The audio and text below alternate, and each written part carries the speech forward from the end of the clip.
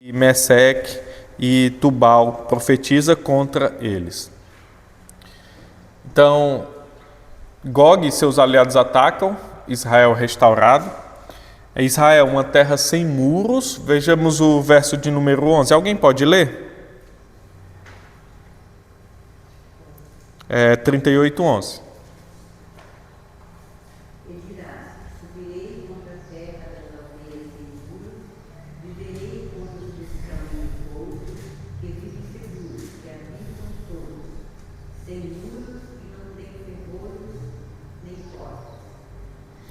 Pode continuar até o 13, por favor?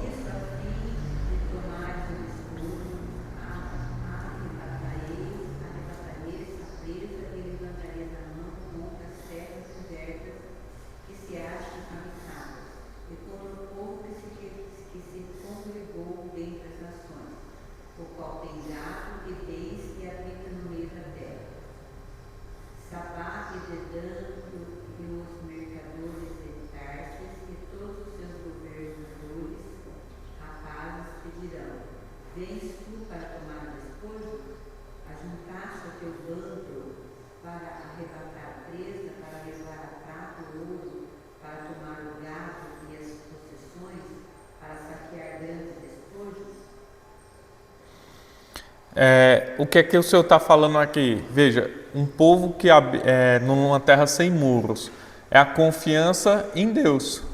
Eles não estão confiando mais. Aqui ele já falou sobre a restauração do povo, o povo voltando, remanescente fiel, agora adora no único e verdadeiro Deus. E agora eles habitam numa terra sem muros. Isso é uma analogia porque nós não estamos mais nos segurando em muros. Não é que eles não iam construir muros verdadeiros em volta da cidade. Até quando eles retornam do exílio, da Babilônia, eles constroem os muros, né? Mas Deus está falando ali que agora a segurança deles, o coração deles, não estão mais nas seguranças humanas. Então, uma terra sem muros. Então, veja, isso fala conosco onde está a nossa segurança. Nossa segurança está nos muros, nos nossos braços, ou está em Deus? Veja, nossas casas têm muros, mas onde está a nossa segurança final? Quem nos protege no dia a dia? Quem nos faz levantar para ir ao emprego? Quem nos dá o alimento, quem coloca o alimento na nossa mesa? A gente pode falar, é meu trabalho, é meu braço. Não, é o Senhor. Então, por mais que a gente trabalhe, por mais que a gente economize, por mais que a gente tenha uma casa, quem nos dá segurança e quem nos dá o alimento é Deus. Então, é disso que o Senhor está falando. Vocês vão subir para uma terra que não tem muros, uma terra sem muros, o que é que ele está falando? Uma terra que agora confia em mim, e aí o Senhor intervém com a ira e destruição total. Vamos ler a partir do 14. Alguém pode ler? 14 ao 16?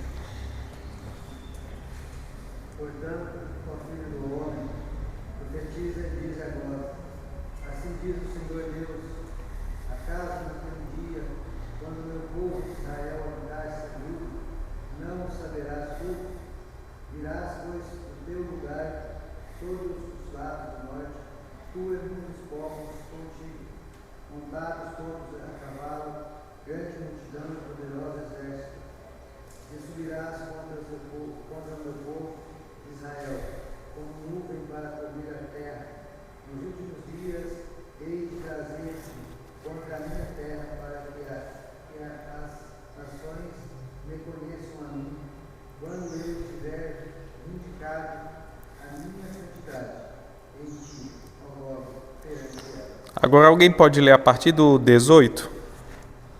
Naquele dia.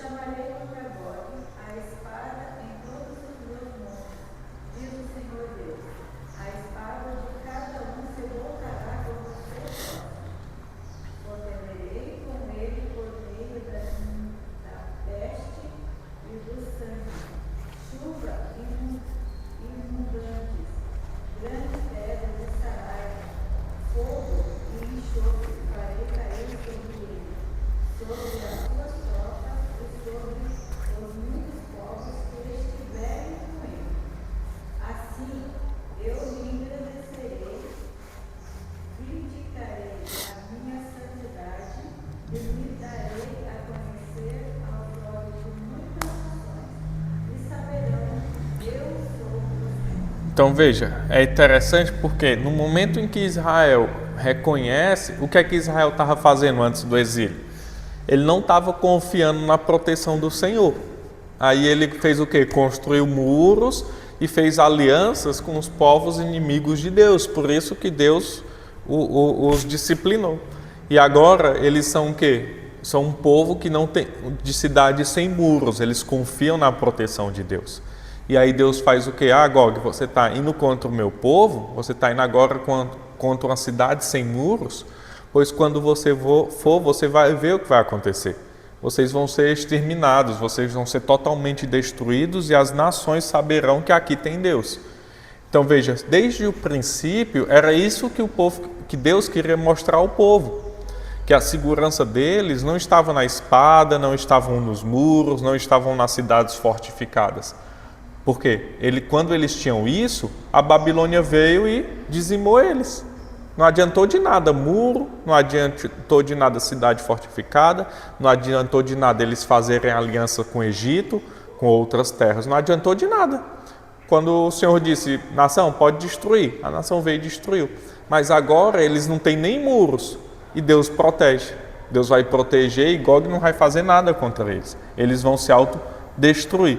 Então veja como a confiança tem que estar em Deus. É isso que o Deus queria ensinar para os seus filhos. A segurança de vocês não está no que vocês podem fazer com o braço de vocês, mas está em mim.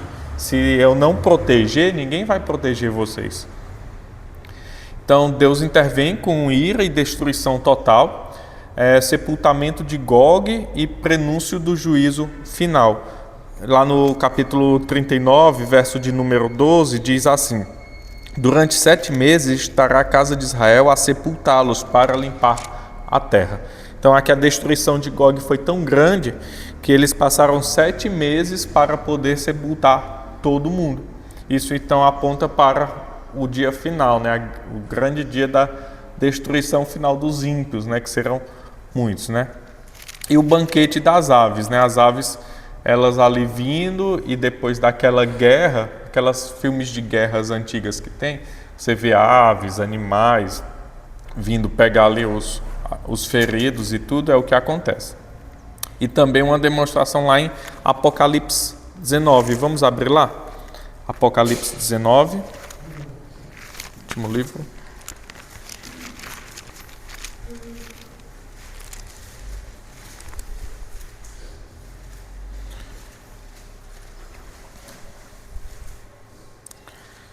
É uma analogia a esse momento, ó, a partir do 11 eu vou ler.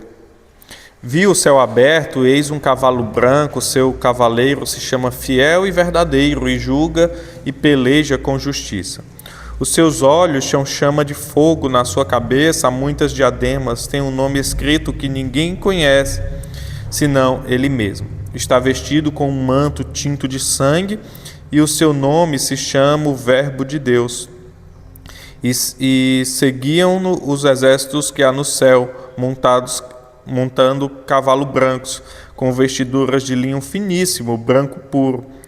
Sai da sua boca uma espada afiada, para com ela ferir as nações, e ele mesmo as regerá com cetro de ferro, e pessoalmente pisa o lagar do vinho do furor da ira de Deus Todo-Poderoso.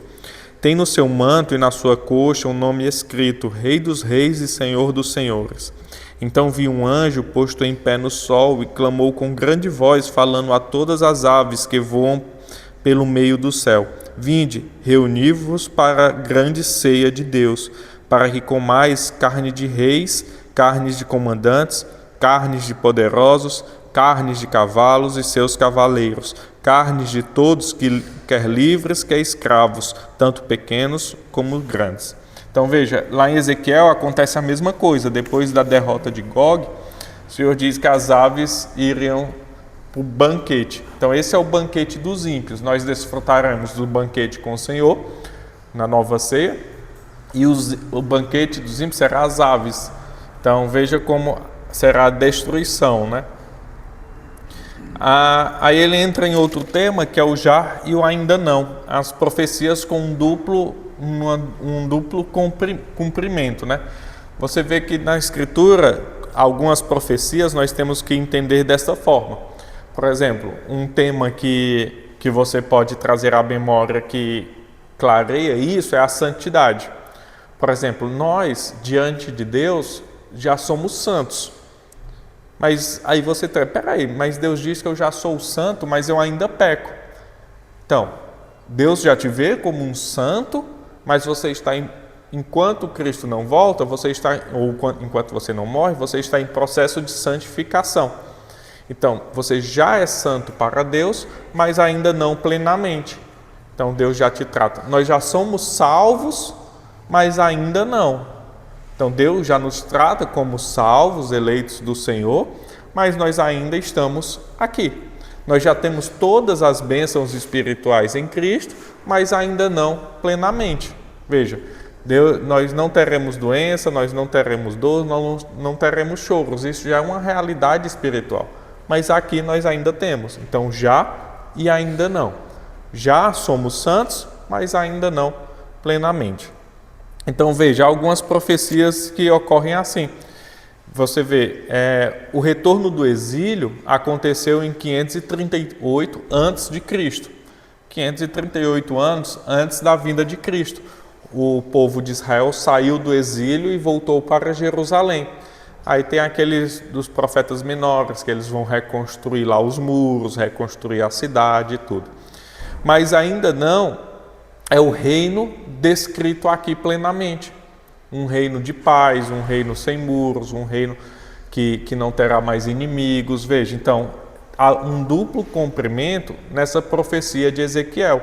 Um cumprimento temporal, que já ocorreu, o povo já saiu do exílio, e um tempo que ainda não plenamente, que aqui está falando de um exílio geral. Nós estamos nesse exílio aguardando nossa terra prometida, nossa nova Jerusalém.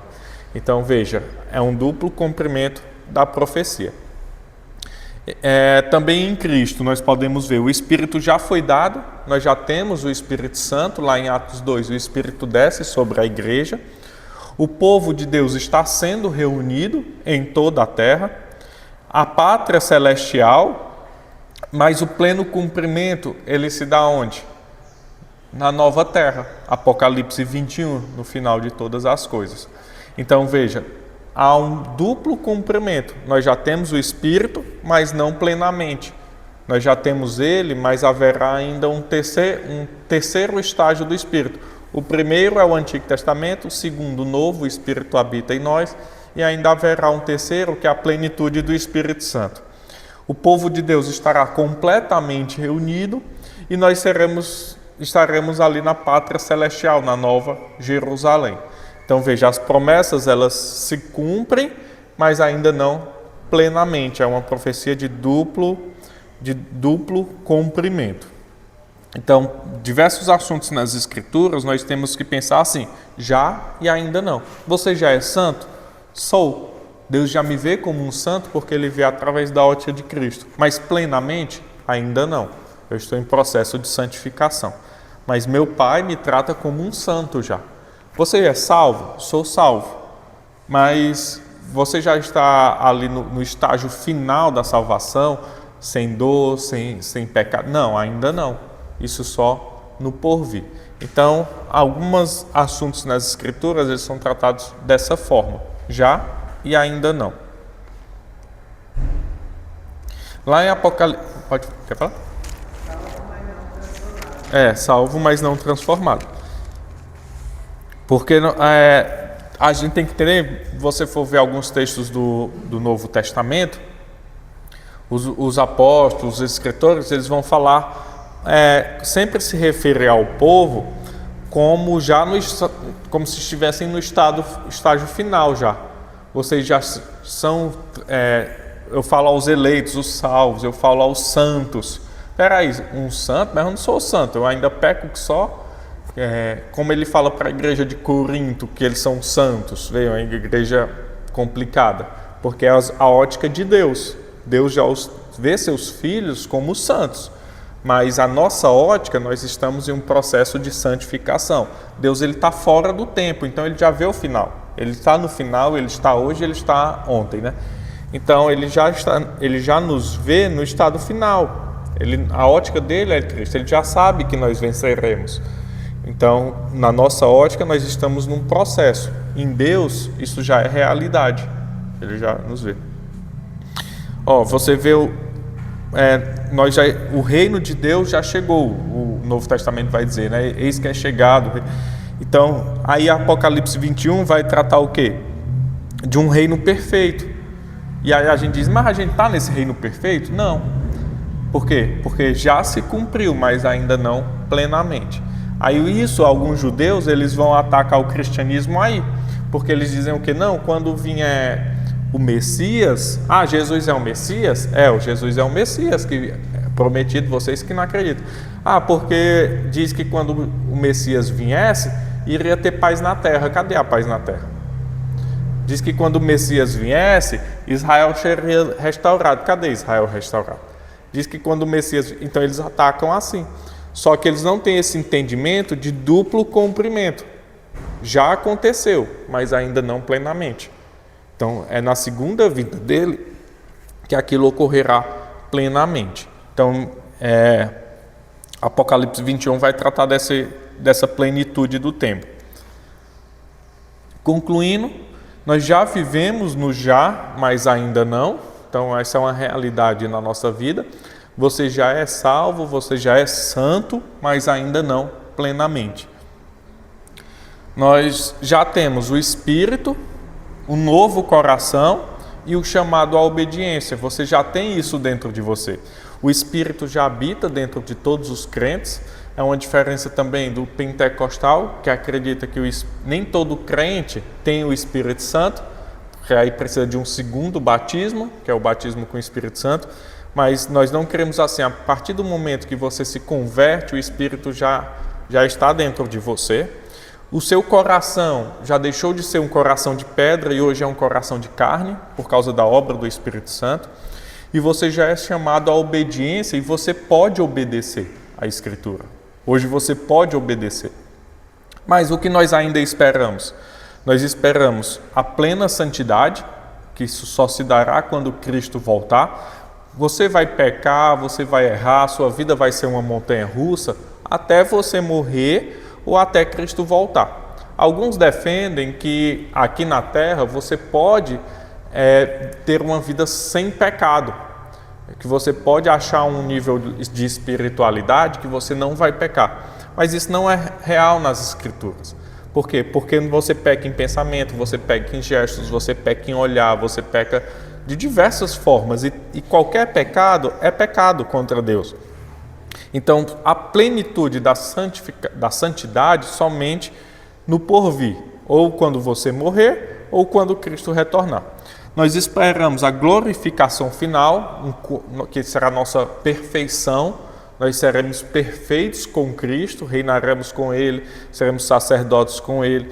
Então, nossa glorificação final, que aí nossos corpos renovados, como o de Cristo foi, sem mais doenças, sem mais dificuldades, sem mais fome, sem mais dor, sem mais nada.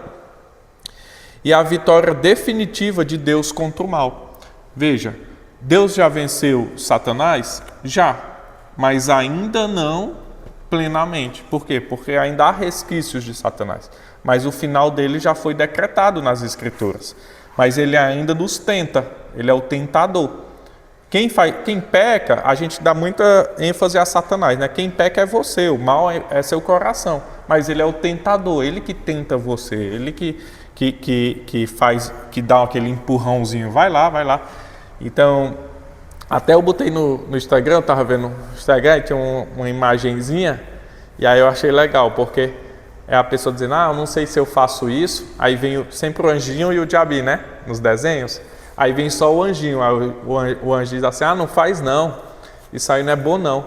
Aí ele diz, e cadê o lado mal? Aí o anjo, o lado mal é você, não precisa, porque você já tende para o mal. Satanás ele só dá uma tentação. O que ele fez com Jesus? Ele tentou. Ele tentou por Pedro, ele tentou no deserto, ele tentou Eva. Não é ele que age. Quem age é a pessoa. O mal é você. O trabalho de Satanás é ser o tentador, né? E ele trabalha nas mãos de Deus. Isso é interessante, né? Satanás, ele, Lutero diz, né, ele é um cachorro na coleira de Deus. Ele não pode agir além do que Deus permite. Isso a gente vê em Jó. Se Deus fala não, é não. Por causa de desenhos e filmes, a gente dá muita ênfase em Satanás, mas não é uma briga. Deus não briga com Satanás. Deus é soberano, né? Satanás, ele não mede forças com Deus.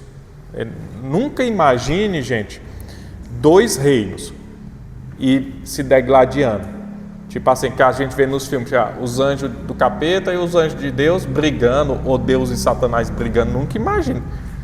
Satanás é totalmente inferior a Deus. É igual a gente, assim, não, você vai brigar com Deus, Deus não precisa nem estalar o dedo para você desaparecer. Então, Satanás, o fim dele já está decretado. Leia o fim da Bíblia. Agora só está esperando a plenitude dos tempos para aquilo ser concluído e ele sofrer com os outros pecadores. Ele estará no lago de fogo e enxofre junto com os ímpios. Ele passará a eternidade sofrendo. Então, Satanás, ele não é um outro Deus. Ele é um ser lá também que vai sofrer. Ele está o quê? Ele está se debatendo nos últimos dias dele, né? E aí o que é que ele quer? Ele quer fazer com que os crentes, ele nem pode tirar a salvação de ninguém, mas o que é que ele pode fazer? Ele pode fazer, vamos supor, que o Fabiano viva uma vida desgraçada e não desfrute das bênçãos de Deus nessa terra. Mas ele não pode tirar um eleito da mão de Deus. Veja o ladrão na cruz. O que é que Satanás fez com a vida dele? E ele mesmo, né, o próprio ladrão na cruz. Ele teve uma vida desgraçada, mas no final ele se converteu. Mas ele, naquele momento, talvez aquele ladrão tenha percebido: eu podia ter levado uma vida que glorificasse meu Deus. E aí, entendeu? Aí no final da vida você tem essa consciência do tempo que você perdeu. Mas Satanás jamais pode tirar um eleito da mão de Deus. Ele não tem força para isso. Paulo vai tratar isso, né? Não há nada que possa te tirar do amor de Deus que está em Cristo Jesus. Foi o Filho dele que morreu por você. Não tem outra força maior que isso. É o sedutor.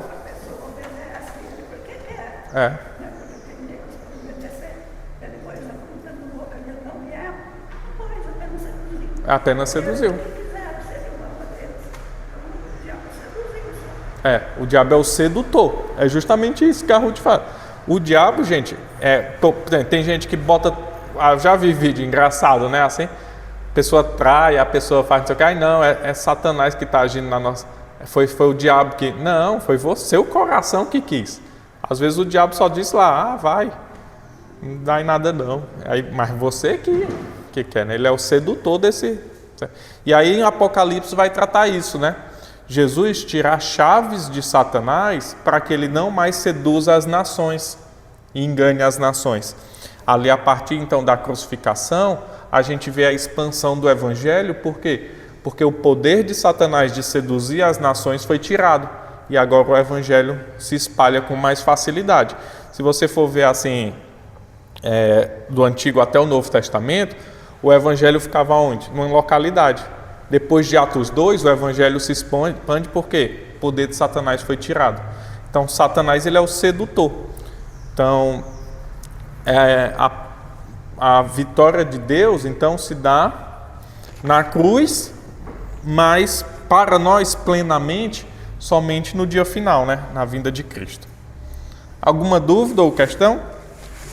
Então, é esse já e ainda não que nós vivemos, que Ezequiel vai trazer também, né? Eles vêm? Será? Não? Então vamos encerrar com uma oração. E então nós encerramos por hoje. Vamos orar. Santo e maravilhoso Pai, graças te damos pelo teu amor, por tudo que o Senhor tem feito por nós. Graças te damos, Santo Deus, pelas bênçãos já recebidas. Pelo Senhor, Santo Deus, nos olhar através da obra do teu Filho Jesus e entender nossas falhas, nossos erros, Santo Deus, e nos dá o Espírito Santo que nos auxilia na santificação e nesse processo tão penoso, Pai, para nós. Nos ajuda, Senhor Deus, a Te glorificarmos nessa vida, até que o Senhor venha, nessa vida, até que o Senhor venha. Nos ajuda, Santo Deus, a proclamar Teu nome, entendendo, Santo Deus, que somos Teus, que somos santos, que somos Teu povo redimido, Santo Deus, que ainda temos que enfrentar este mundo caído, mas já temos todas as bênçãos espirituais em Cristo Jesus. Glórias Te damos, Pai, ser conosco no dia de hoje, em nome de Cristo. Amém. Encerrado.